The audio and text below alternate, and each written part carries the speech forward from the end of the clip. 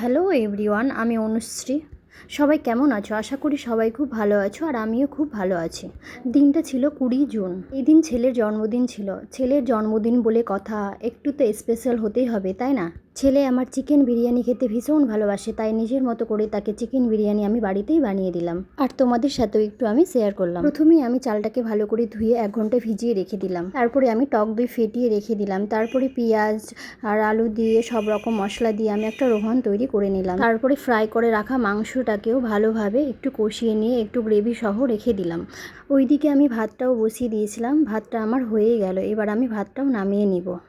এবার আমি সব কিছু একসাথে নিয়ে বসে পড়লাম, সব রেডি করে নিয়ে।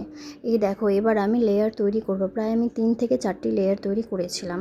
তারপরে যা যা মশলা লাগে সব কিছু একে একে দিয়ে ভালোভাবে সুন্দর করে লেয়ারটা তৈরি করে তারপরে আমি এবার দমে বসাবো। বিরিয়ানির সাথে আরও অনেক কিছু তৈরি করেছিলাম ছেলের জন্য। জন্মদিনের দুপুরে ছেলেকে অনেক রকম সাজিয়ে গুছিয়ে ভালোভাবে খেতে না দিলে না মনটা শান্তিই লাগে না। একটু তোমরাও দেখে নাও ছেলেকে আমি কি করে সাজিয়ে গুছিয়ে খেতে দিলাম। তারপরে আমার বিরিয়ানি রেডি। এই যে, সবাই ভালো থেকো, সুস্থ থেকো। বাই বাই বন্ধুরা।